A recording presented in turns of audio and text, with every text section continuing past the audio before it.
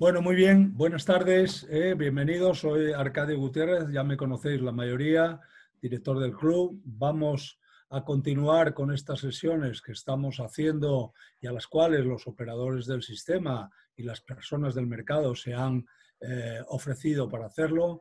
Que estéis muy bien todos, yo creo que esto es lo primero que se tiene que decir tiempo y es así. Esperemos que esta sesión responda exactamente a lo que vosotros estáis esperando dentro del mismo. Ya sabéis que a partir de la semana pasada hemos hecho o intentado ver cómo están los sistemas y los mercados en el mundo energético en estos momentos. Empezamos viendo la parte del sistema eléctrico, tanto por un lado la parte de sistema como por otro lado la parte de mercado, y vamos a pasar durante esta semana a ver la parte del sistema de gas, ¿no? El sistema de gas, hoy veremos el sistema de gas, cuál es la situación, cómo se ha comportado a lo largo de este tiempo, qué dificultades ha tenido en el mismo, ¿no? Y tenemos para ello a Diego Vela. El próximo miércoles, el próximo viernes, perdón, tendremos el mercado de gas, que lo haremos a través de Midgas y de su presidente Raül Junta, y para la semana que viene tendremos todo el mercado de los sistemas petrolíferos, por un lado el mercado, que lo haremos el viernes día 24, y por otro lado el sistema de productos petrolíferos, que lo haremos el martes día 21 a las 16:30 con Jorge Lanza de CLH y con Andreu Puñet de AOP, ¿no? Bueno, bienvenidos a esta parte que se ha ofrecido Diego como director general del sistema gasístico a hacernos esta presentación. Yo creo que poca presentación conoce Diego, lleva 32 años he visto en Enagas, porque esto también sirve para ver, ¿no?, dónde estamos. Ha recorrido todo el esquema dentro de Enagas, primero trabajó en ABB unos cuantos años y ha llegado desde hace ya 4 o 5 años o más, ¿no, Diego? Siete años. 7 años, ¿no? No lo había apuntado aquí, a director general del sistema, y es el hombre clave en el manejo de estos. Él nos va a explicar cómo se ha comportado el sistema, en las importaciones, cómo está y, por tanto, todas aquellas cuestiones. La forma de hacerlo, seguiremos, que parece que nos ha dado buenos resultados, como otras veces. Tenéis un chat, que es un chat público, donde podéis hacer las preguntas que queráis. Tenemos ahora mismo dentro del sistema 144, esto va aumentando y llegará, supongo, porque tenemos 200 y pico apuntados.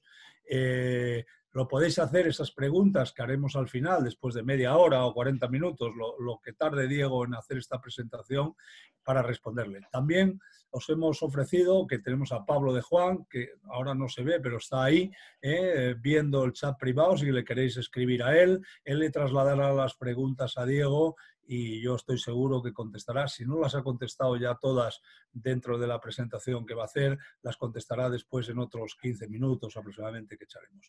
Pues nada más, yo agradecerle de nuevo a Enagas y en la persona de Diego por haber sido totalmente abiertos a hacer esta webinar, llamémosle así, o esta presentación en este tiempo, y cuidaros todos por ahí. Diego, Muy bien. el tiempo es tuyo.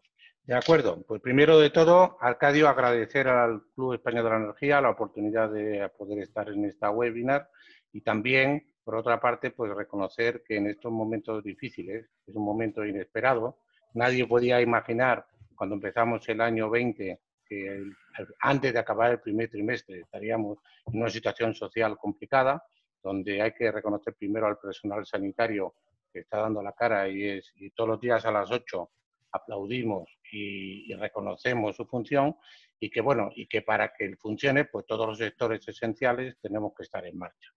En principio, la idea es hacer una presentación partiendo de la situación, de la capacidad que tenemos, la situación que ha habido durante el primer trimestre, y ir incorporando las diferentes situaciones, demandas y aprovisionamientos que lo asocian.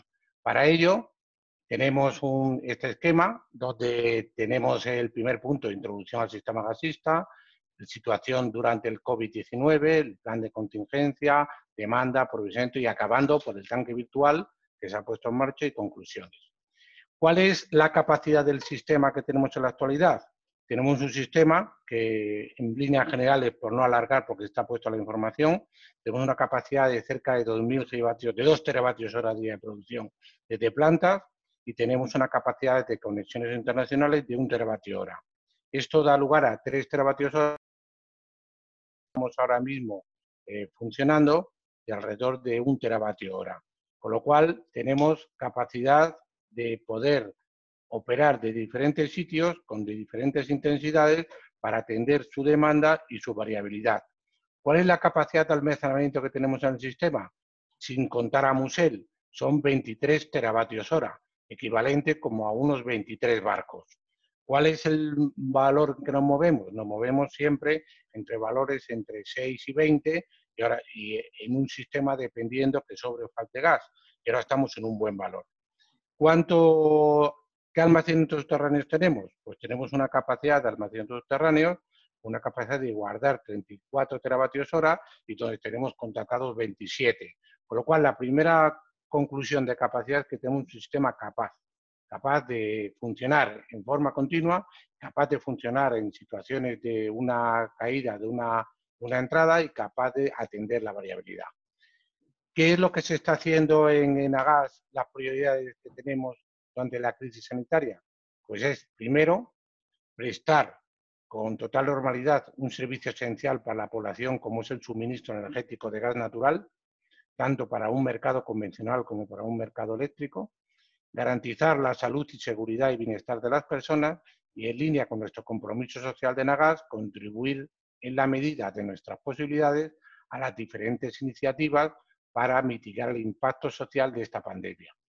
Estas 3 actividades, ¿cómo las estamos desarrollando en lo que es Enagas y lo que es concretamente en el dispatching? En Enagas estamos haciendo separación física de las actividades de control críticas, estamos implantando las medidas higiénico-sanitarias que vienen aconsejadas por los diferentes medios, estamos esterilizando periódica y en profundidad los puestos de trabajo en los centros control antes y después de su uso, y estamos utilizando el teletrabajo de los empleados y dejando la presencia física solamente para lo imprescindible.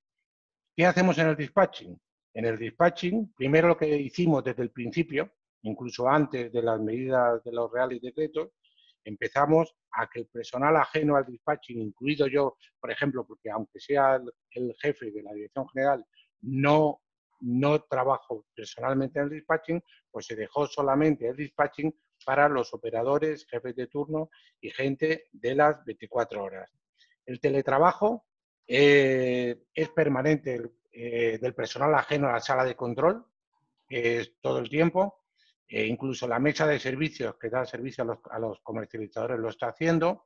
Hemos separado el centro de control entre el centro principal de control que tenemos en el Paseo de los Olmos y un centro de control de reserva que tendremos a unos 20 kilómetros. Están trabajando simultáneamente y cualquiera de los dos puede atender todos los problemas, aún faltando uno.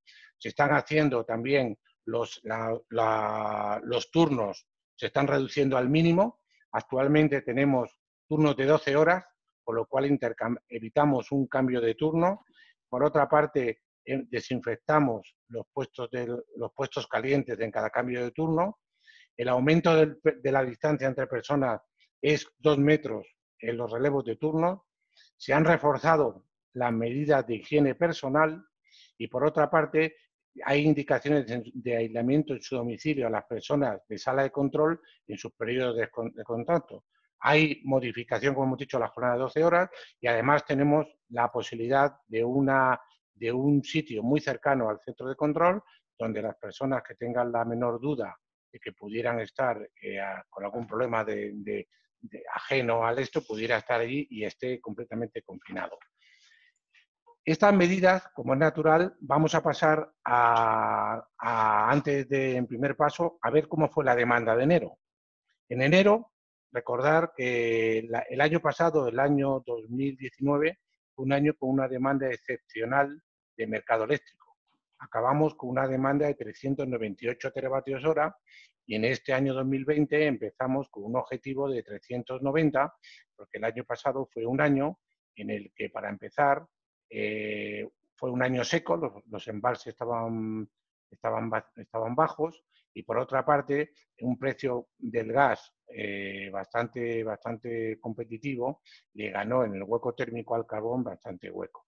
Entonces, esta demanda del año comparada ya en el primer mes de enero, vemos que la demanda convencional comparada con el año anterior ha sido un 3% menos, ya caía el doméstico comercial. ¿Por qué ha caído el doméstico comercial y pymes en enero? Cayó porque los periodos tuvimos temperaturas más cálidas de lo normal. Estas temperaturas más cálidas de lo normal dio lugar pues, a una caída del 7%. Las industrias estaban en un valor bastante competitivo de menos 1%, y las cisternas, entre otras cosas por la movilidad y etcétera, pues tenía un crecimiento. El sistema eléctrico, aunque en el año cae, en el mes de enero todavía no llega a caer. El mes de febrero, que todavía es un mes en el que no se puede decir que el COVID no afecta, seguimos la misma tendencia de una demanda doméstico-comercial menos 14%, un industrial igual, y entonces la demanda total acumulada mensual era un menos 2% y llega a un 1 menos 4%. Aquí todavía la demanda eléctrica es más alta porque el año pasado, cuando empezó a ganar terreno el mercado eléctrico, fue a partir de abril. Si pasamos al mes de marzo, el mes de marzo, recordar que es un mes en el que ya tenemos el Real Decreto 463 a mitad de mes, y donde tenemos también el inicio de caída del mercado doméstico comercial, de pymes, que está dentro del área doméstico comercial, porque tuvimos, sin embargo, un periodo más temperaturas frías en este mes que los de meses de enero y febrero. Incluso hubo un aviso no de ola de frío, pero sí de frío creciendo. Si vamos ya y vemos cómo se comporta la demanda y vemos esta gráfica, en esta gráfica vemos 3 etapas. Una primera etapa, que es la normalidad pre-COVID. Esta normalidad es hasta el inicio del Real Decreto 463, que es a mitad de marzo, donde se puede ver una raya azul donde tenemos la demanda, y una raya de un poco rojizo, que es donde vemos las temperaturas. Entonces, con esta gráfica se ve que no hay ningún cambio. Tenemos menos demanda que el año anterior, pero la demanda se mantiene de una forma parecida. Llega la segunda etapa, que es la etapa donde ya está afectado el Real Decreto 463, pero no ha afectado todavía el Real Decreto Ley de Servicios Esenciales.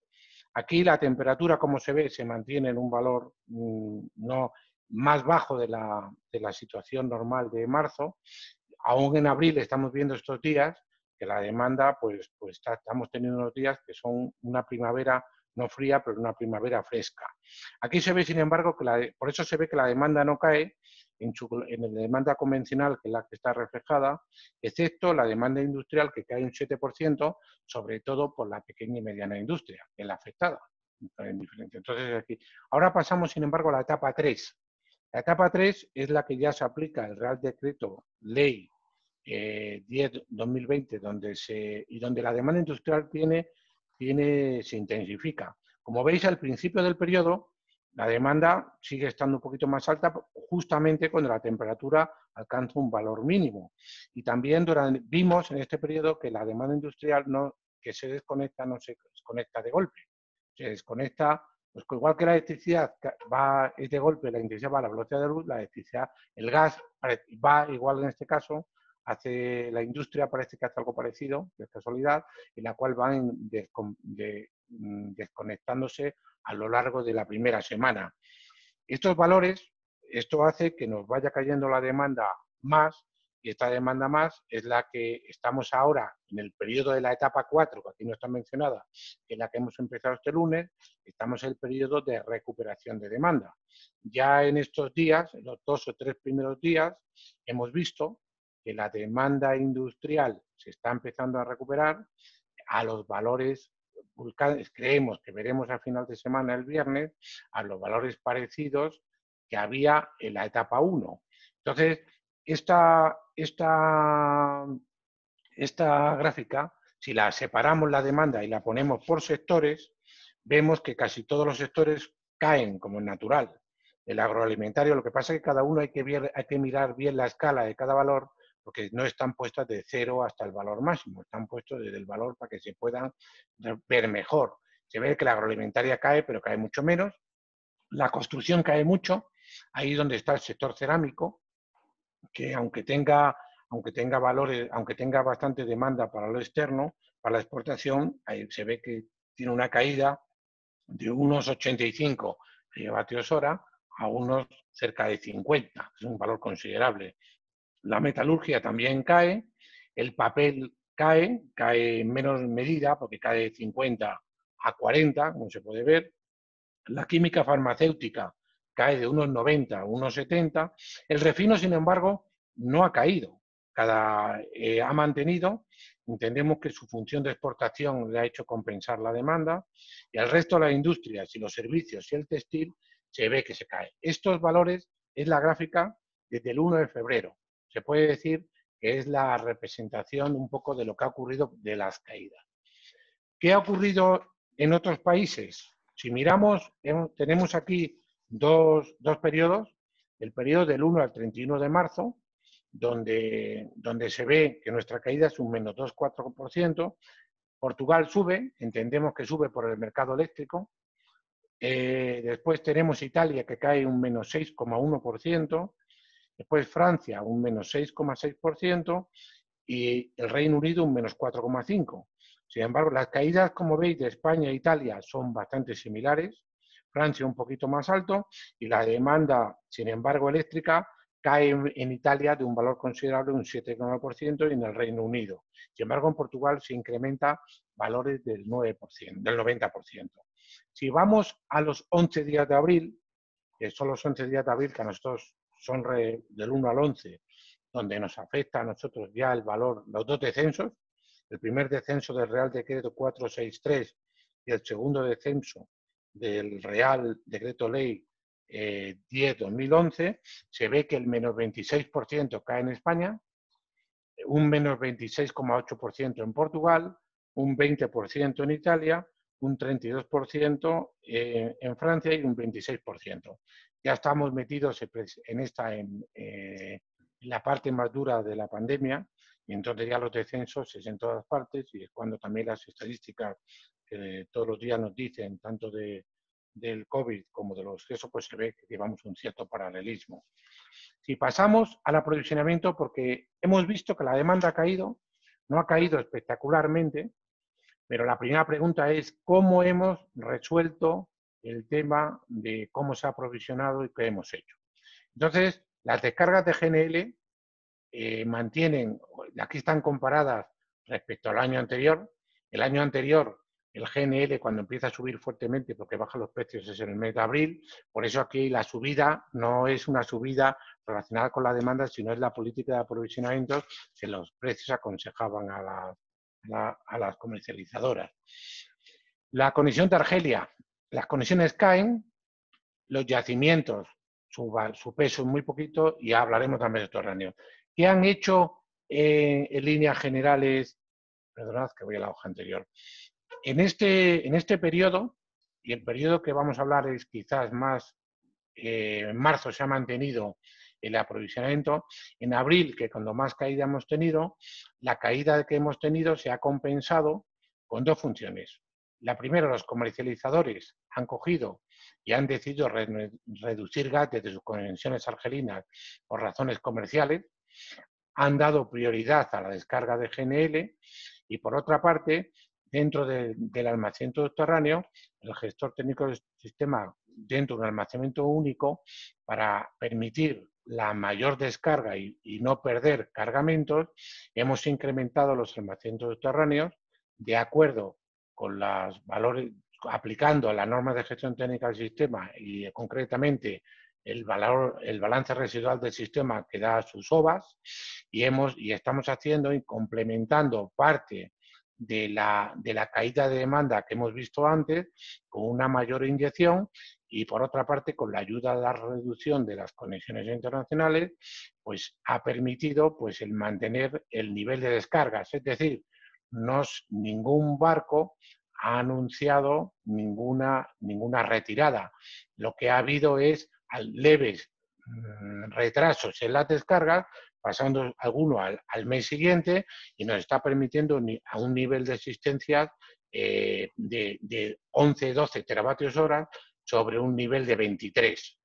Si vemos en los precios en la siguiente, vemos que el precio que tenemos actualmente es un precio de entre 8 y 9 euros megavatios hora, es un precio excelente para los precios que manejábamos el año pasado, que podíamos manejar pues precios, se van viendo cómo los valores van yendo, que le dan de 20 euros megavatio hora y hemos llegado a 8 o 9.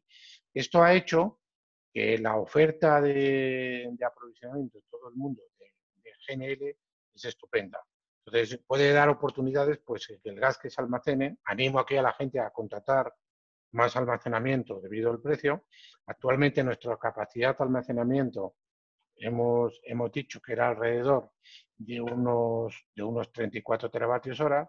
Están contratados 24 anuales y con los trimestrales 27. Con lo cual todavía hay 7 teravatios horas que se pueden contratar estos almacenamientos, que sería estupendo con este precio. También, como el viernes viene Raúl Yunta, que los precios vendrá, pues quizá podrá hablarnos con mejor información sobre el comportamiento de los precios comparados con otros países y también los precios relacionados con la volatilidad que tenemos en un caso y en otro. ¿Qué ha ocurrido en este periodo? Y eso es importante decirlo. Como sabéis, las circulares 8-2019 y 2-2020, que son las circulares que la CNMC ha puesto en servicio, ha puesto en el BOE, se publicó una en finales de diciembre y otra en enero, hacía que la entrada del tanque virtual de balance entraba en el mes de abril de 2020, lo cual, la primera noticia es que ha entrado, se han hecho los sistemas informáticos, hay que reconocer a la gente de nuestros sistemas, a los cuales, pues, hay veces que cuando algo sale mal nos acordamos mal de ellos, pues en este caso hay que acordarse muy bien, porque con las dificultades que hemos tenido con el COVID-19 y el teletrabajo, se ha puesto en marcha el sistema y se ha puesto en marcha en fecha. Realmente el sistema no empezó en abril, el sistema empezó en febrero. ¿Por qué empezó en febrero? Porque en febrero se hicieron las primeras asignaciones de lots para que estuviera en abril.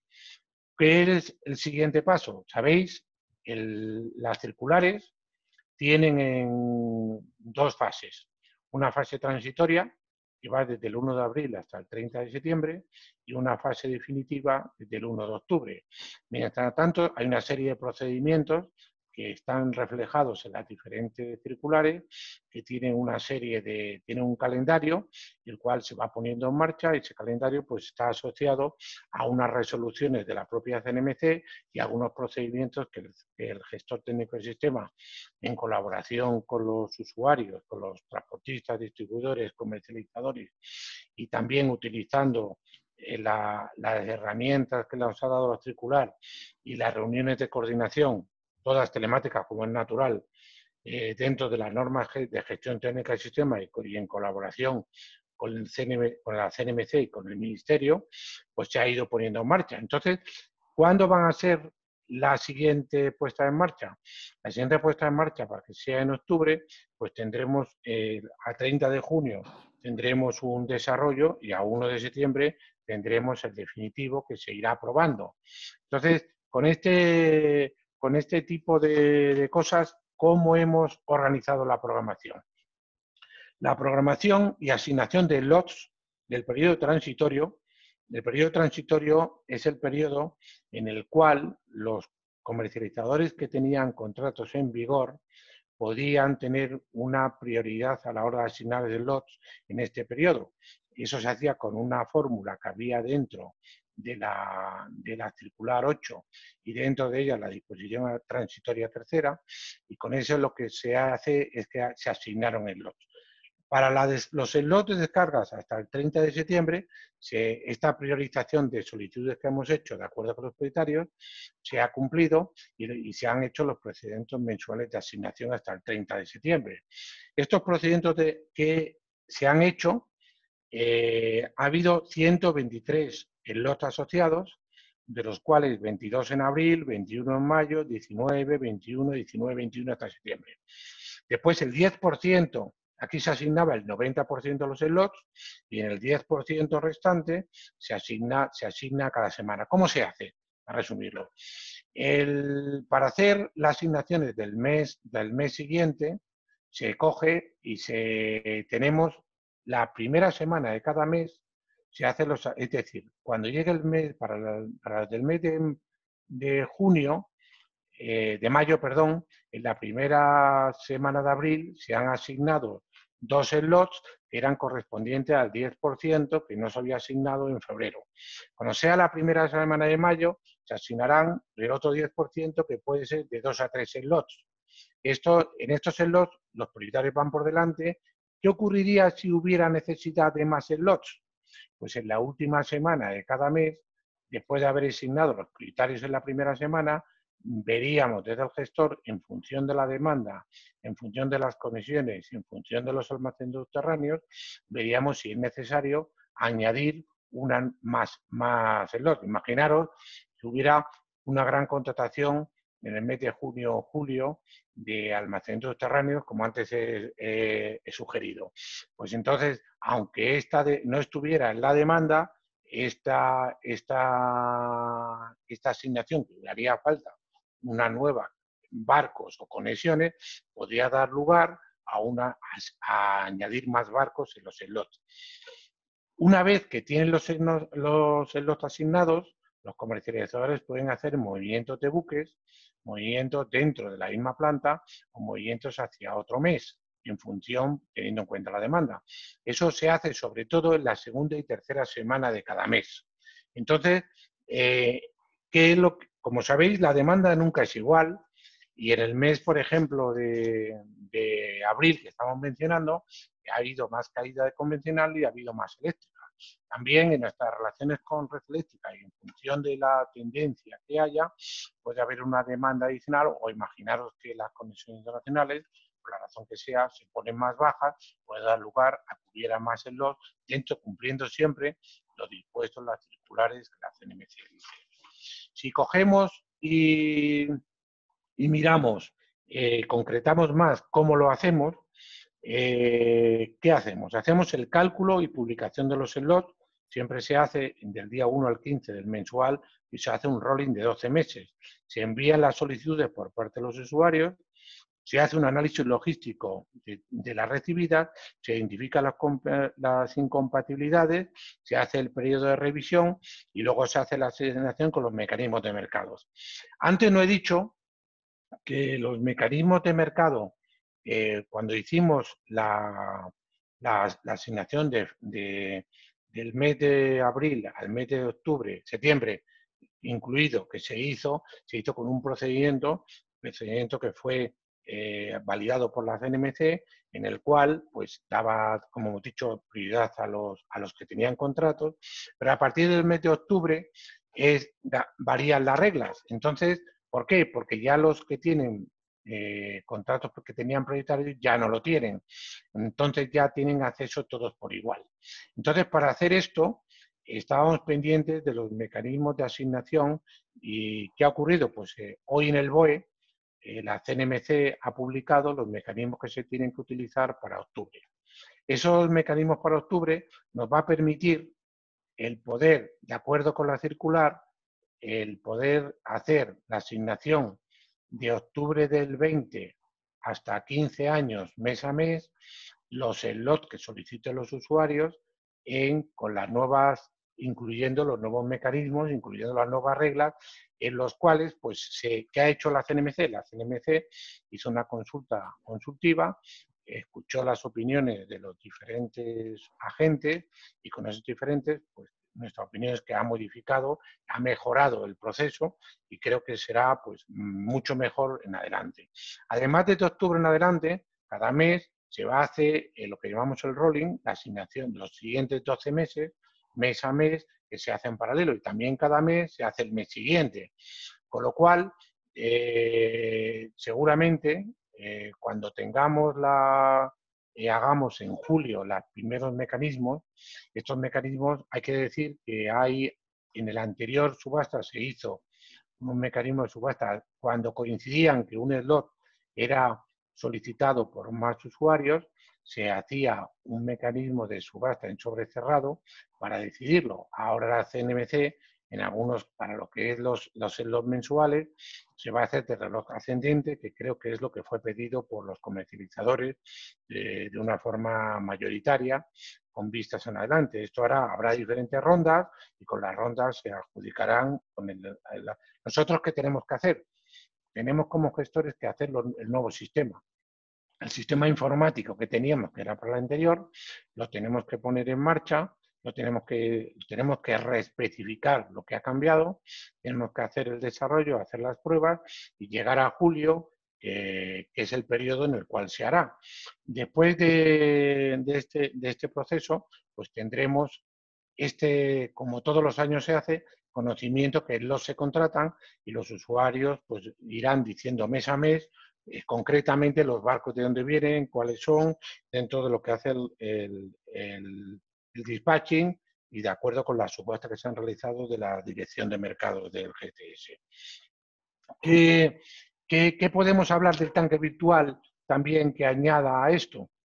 El tanque virtual, para el que no lo sepa, no modifica el usuario, el comercializador decide en qué planta quiere descargar. O sea, es decir, cuando recibimos las solicitudes, no recibimos solicitudes para todo el sistema. Recibimos solicitudes pongamos que el periodo de un barco puede ser 6 días o 5 o 7 días, para diferentes intervalos que han marcado los transportistas, planta a planta. Entonces, ¿cuál será la producción que hará el dispatching? Pues el dispatching, con toda la instrucción de producción, tiene que producir de la manera que sea mejor para hacer el sistema más óptimo. Es decir, si en una planta tenemos varios barcos seguidos y en otra los tenemos más separadas, pues la planta que tenemos varios barcos seguidos, porque así se ha decidido los mecanismos de asignación, pues se tendrá que producir más para sacar los barcos. En medio plazo, en medio mensual, ¿cuál será la producción de cada planta? Pues obviamente con alguna pequeña variación de existencia debe ser el número de barcos que se ha descargado. Esto hace que el sistema, ¿qué ventaja tiene para el usuario previamente? Pues tiene una ventaja que es que puede, que cuando llega una vez descargado, el tanque, antes teníamos un balance en cada planta, es decir, Barcelona tenía su balance y las compras y ventas e intercambios que hacían los comercializadores tienen que hacerlo con usuarios que estaban en esa planta. Ahora, con la nueva situación, cuando alguien descarga un barco en una planta, pues puede vender o comprar o intercambiar con otro en otra planta. Es labor del gestor técnico de sistema asegurarse que tenemos dentro de una gestión de almacenes, que tenemos gas suficiente en cada planta para atender la demanda, para atender los imprevistos y para atender las posibles emergencias. Para eso, esta ventaja hace que desde el punto de vista de MIFGAS, que es la siguiente conferencia, pues la actividad entre plantas se puede ver mejorada. Otra ventaja que tenemos es que se puede desarrollar un hub de GNL en España con un precio de GNL, no solamente como hasta ahora, que los precios de gas está en el PVB, que es el punto del gasoducto, y ahora podrá haber un precio en el tanque virtual. Tendremos entonces un tanque virtual común, un almacenamiento en el gasoducto común y ya teníamos un almacenamiento subterráneo común desde hace tiempo. Con lo cual, esta flexibilidad tiene que estar puesta en ventaja de los usuarios, tiene que permitir la entrada de donde tenemos los 26 teravatios, tener siempre más gas en el sistema que en este año, que es competitivo, nos tiene que ayudar a bajar los precios, porque no hay que olvidar que el año pasado, cuando bajó el precio del gas y llenamos los tanques y los almacenamientos a unos valores que no habíamos llenado nunca, es decir, llegamos a valores de 20 teravatios hora en los tanques sobre 23, cuando la media era entre 6 y 11, y los almacenes subterráneos llegamos a valores cercanos a los 30 teravatios hora. Entonces, ante esa ventaja que tenemos, pues nos permite funcionar. También, otra ventaja que tenemos es el almacén subterráneo Yela, que hay que ponerlo en valor. Es un almacén subterráneo que nos permite inyectar y extraer no solamente en el periodo de inyección y inyección. Mientras Serrablo, Gaviota y Marismas inyectan de abril a septiembre, abril a octubre, en el almacén subterráneo Yela se puede inyectar y extraer durante el invierno, inclusive si hay momentos en que hubiera, por ejemplo, fines de semana, en periodos donde la operación lo aconsejase, se podría hacer, y eso te permite el funcionamiento y el atender una demanda de Madrid. No olvidemos que Madrid está situada en el centro de la península y hay casi 500, 600 kilómetros desde las plantas, y eso hace que cuando el stock se va cayendo, pues tendría que estar transportándose el gas hasta el final. ¿Cuál es la ventaja del estocaje nuestro? El estocaje nuestro es que no necesita estar transportado, porque siempre cuando tenemos el gasoducto a la presión adecuada, permite el que pueda ser utilizado por los clientes. Es más, es una gran ventaja para el mercado eléctrico, porque el que tener el gas en la estantería más cercana para que lo pueda coger el usuario, le permite dentro del día la variabilidad darle valor. No nos olvidemos que en los próximos años, a medida que los gases renovables la energía renovable vaya funcionando, la variabilidad del mercado eléctrico va a ser más necesaria, y una de las funciones y una de las labores que el gestor y el sector tiene que hacer es poder hacer frente a esa variabilidad, y para eso el utilizar los almacenamientos y los tanques es fundamental. También, por otra parte, que es importante decirlo, nuestra posición es optimista. La demanda, como habéis visto, en abril ha caído, pero no ha caído por hechos concretos. Evidentemente, la recuperación económica y cómo se comporta el segundo semestre tiene que influir en el gas, como es natural. Otros países, por ejemplo, China, según he leído en un documento de ICIS, pues creo que va a tener 4 BCM menos en el año 2020 respecto al año pasado, y hay que seguir cómo se funciona, y tenemos que poner en valor que somos el país europeo que más tanques tiene, que tenemos los almacenes subterráneos, tendríamos que utilizarlos más, dado que la naturaleza no nos ha dado como otros países la misma cantidad, y por otra parte tenemos que poner en valor nuestro hub de GNL y nuestros precios de gas y hacernos competitivos, y si pudiéramos, contra más nos integremos en Europa y mejores conexiones tengamos de gas, pues mejor sería. En conclusión, ya para cerrar y dejarte unas preguntas, ¿qué conclusiones tenemos? Hay normalidad operativa y comercial, los ajustes de oferta y demanda se están realizando de una manera equilibrada, la seguridad del suministro está garantizada, y hay que felicitarnos por la integración y coordinación dentro del sector del gas, con las plantas que todas, tanto la Reganosa, BBG, Sagas y la Tenagas, están dando un ejemplo y una flexibilidad excelente. También a las personas de gasoducto, a los distribuidores, a transportistas fuera del que mencionaba de Nagas, y también con otros mercados como los operadores de MIBGAS o el operador del sistema eléctrico. Y, por supuesto, la coordinación con los reguladores, CNMC y Ministerio, es fundamental. Y por mi parte, esperando que no haya sido demasiado largo ni demasiado aburrido, pues estoy a las preguntas que decidáis. Muchas gracias. Pues muchas gracias, Diego. Hay bastantes preguntas. Las dos primeras son sobre Estados Unidos. Preguntan si con los precios del petróleo que hay ahora, si pueden afectar las exportaciones de Estados Unidos la desaparición del gas asociado a la producción de tight oil, y si con esta reducción de la oferta puede haber subidas de precio en el Henry Hub, o sin embargo si la contracción de la demanda es mucho más relevante que esta reducción de oferta. Sí, Vamos a ver. La primera pregunta, lo que está pasando en Estados Unidos, lo deben saber los de Estados Unidos. Porque saber desde aquí, desde el gestor técnico del sistema, si va a afectar al shale gas o va a afectar al eso, pues, o por la del petróleo, pues yo no soy capaz de contestar. Yo no sé si Raúl Yunda en 2 días, pero sí puedo decir que con el gas que está viniendo a Estados Unidos, está viniendo con total normalidad y como un reloj, de acuerdo con lo previsto. Con lo cual, y que los programas de los próximos meses lo están confirmando.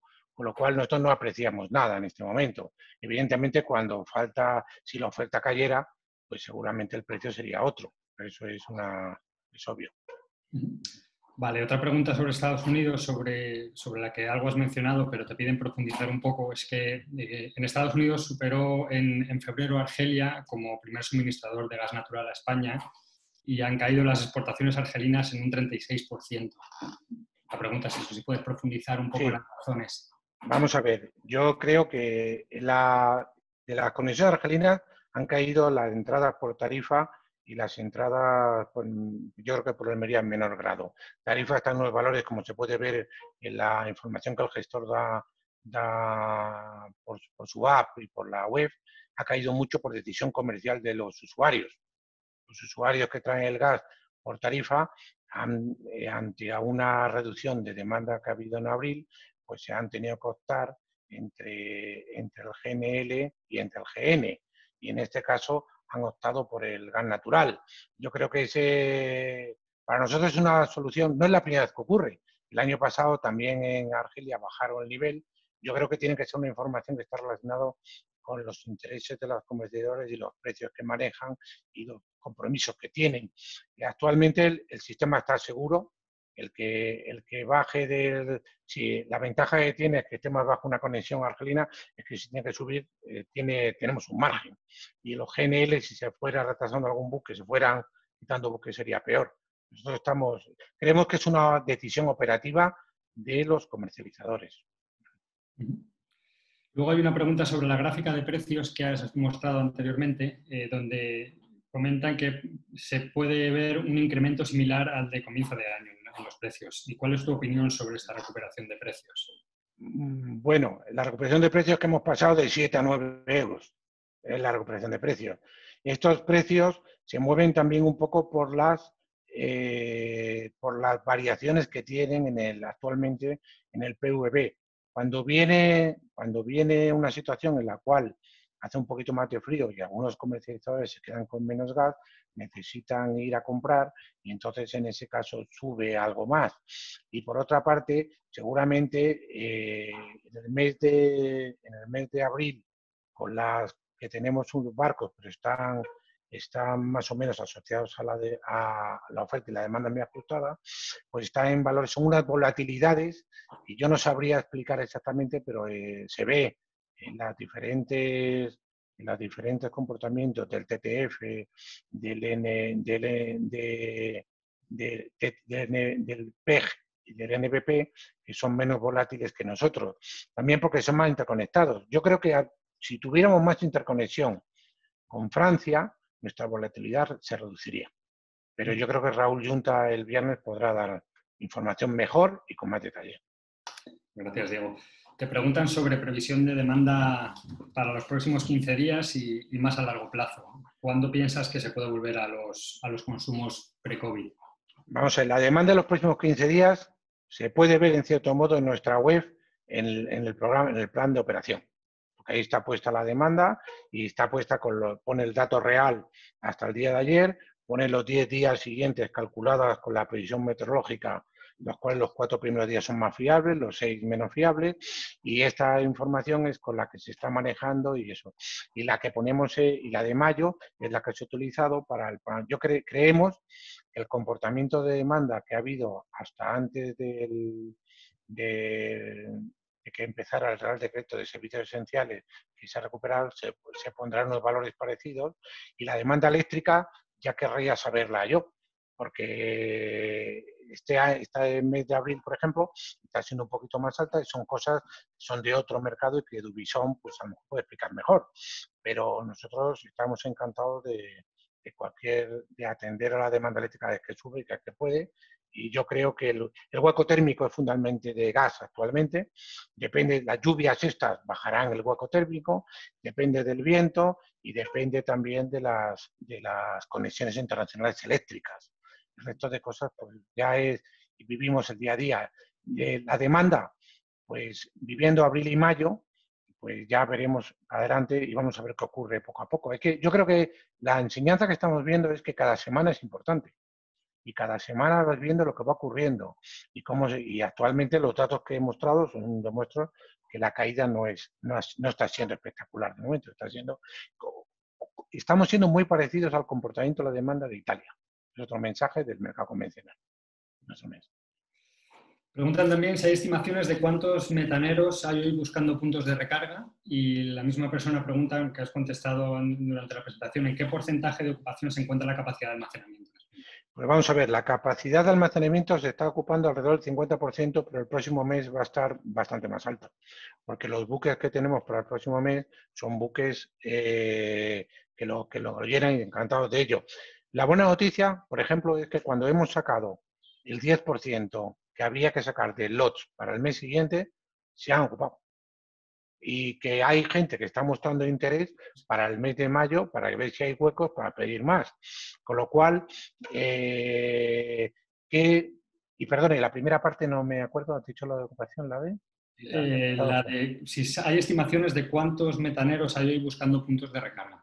Pues vamos a ver, la información que tenemos es la que tuvimos en la subasta de febrero, que había mucha cantidad de buques. Ahora mismo con esto del COVID-19 no te sé decir. Mi impresión es que debe haber, porque los buques que están cogiendo de menos en China y en algún sitio, pues tienen que estar por alguna parte. Otra cosa es que las plantas de licuefacción, si depende de lo que dure, pues vayan ajustando su producción, lo cual no es fácil tampoco, pero en el momento actual hay buques para abril y mayo y junio. Preguntan también qué ocurriría si alguno o varios de los adjudicatarios de slots para los próximos meses no los utilizan, si está previsto alguna penalización y qué medidas se tomarían para garantizar el suministro. Vamos a ver, lo que se ha asignado son slots, y los slots tienen que pagarlos.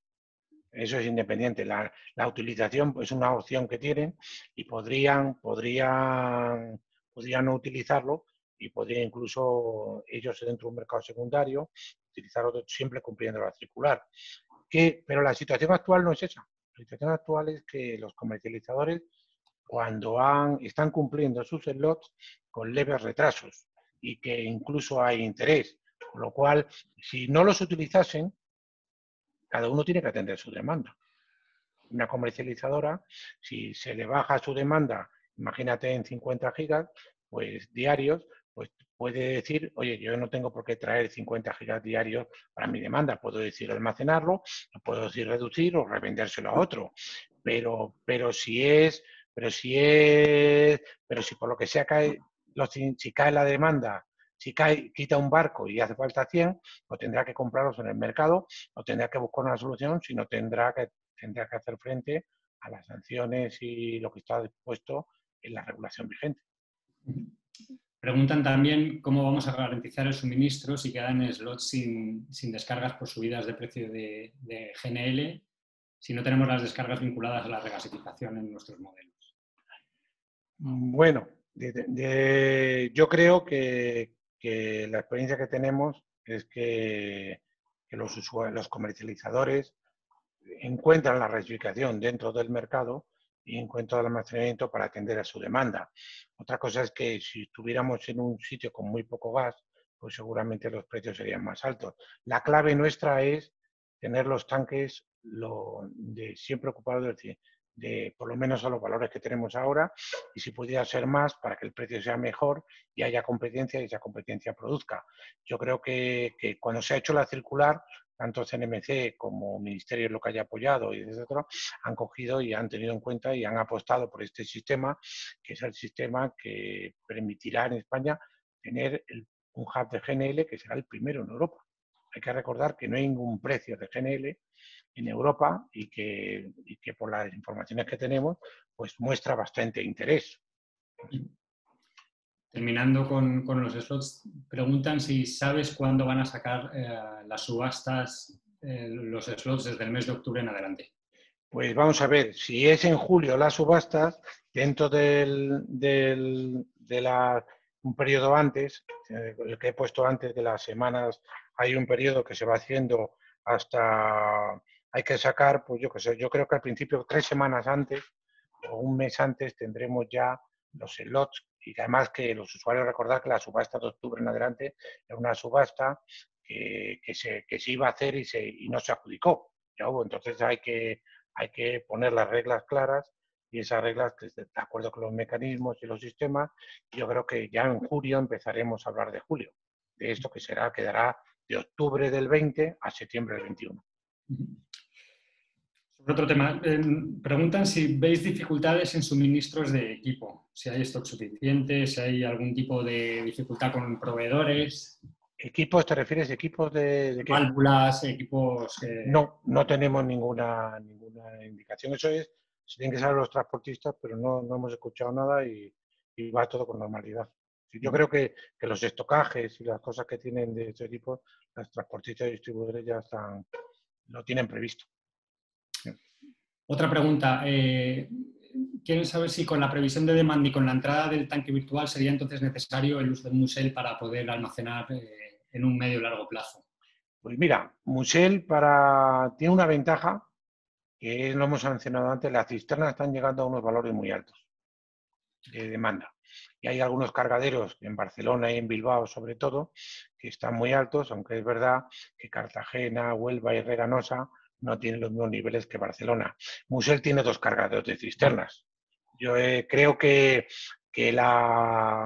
si Musel entrara en servicio, que yo creo que es una cosa que no corresponde al gestor, sino que corresponde a mucha más gente, nosotros lo podríamos meter en el sistema. Sería algo que sería, ¿por qué? Porque al que haya 2 tanques habría una rotación de gas que sería produciendo, pero es una labor que yo hablo solo de un punto de vista. Y las cisternas, pues, que son importantes para la movilidad de tal, pues, oye, pues sería importante Musel en ese aspecto. En otro orden de cosas, sobre tu presentación también, también profundizar en el tema portugués, donde ha habido un 90% de demanda de gas para generación eléctrica, que ha supuesto, por lo que has dicho, un casi 18% en la demanda general. Sí. ¿Por qué este 90%? Sí, vamos a ver, yo no te lo puedo decir en una actitud, pero sí te puedo decir algunos datos que pueden ayudar a entenderlo mejor. El sistema portugués, la planta de Sines, que está cerca de Setúbal, el año pasado junto con la planta, tuvo un nivel de ocupación altísimo. Por sus contratos, me imagino que de Nigeria y de lo que venga de Estados Unidos y de lo que venga de otros sitios por su posición atlántica también. También ocurrió con Bilbao lo mismo, que igual que Barcelona en un nivel parecido, tuvieron mucha ocupación. Entonces, Sines, la demanda de Portugal es una demanda que es que la temperatura no es tan importante en el mercado convencional, el mercado industrial me imagino que habrán tenido bajada parecida al nuestro, entonces para poder sacar el gas entiendo que le sobraba GNL.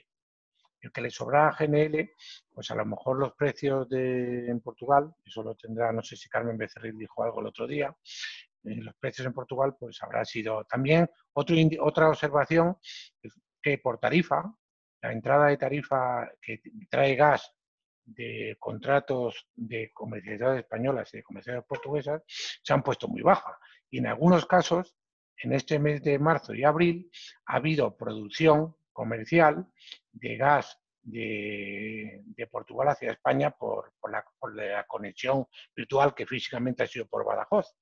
Y hemos tenido que transportarlo físicamente. Hemos tenido que meter gas por Badajoz y subirlo por la Ruta de la Plata, con lo cual el exceso de gas en Portugal posiblemente habrá influido en el eléctrico, pero no puedo asegurar. Digo los datos, como digo, observaciones que pueden ayudar a entenderlo. Y una última pregunta, Diego. Preguntan si desde Nagas, en la demanda de marzo, la previsión de este mes de abril y mayo, si está diferenciado o aislado el efecto temperatura del efecto coronavirus. Bueno, la demanda que hemos puesto, tanto el plan de operación, incluye el mercado convencional y eléctrico y lo está junto. La demanda, creo que en mayo no hará frío. Si lo hay, pues lo tendremos. Pero yo creo que es un comportamiento habitual que se puede ver. Y además, yo recomiendo el informe del sistema gasístico nuestro del año pasado, que habla de cómo se comportó y esas cosas. Mayo será un mes que la convencional de dominio comercial será normal y la que es baja, y la normal por esa época, y la industrial se estará influenciada tendrá influencia del desescalonamiento que haya en la crisis sanitaria que tenemos o si continuamos o si se decide que continúe y estamos con la industria que sería parecida a la de marzo, se puede decir.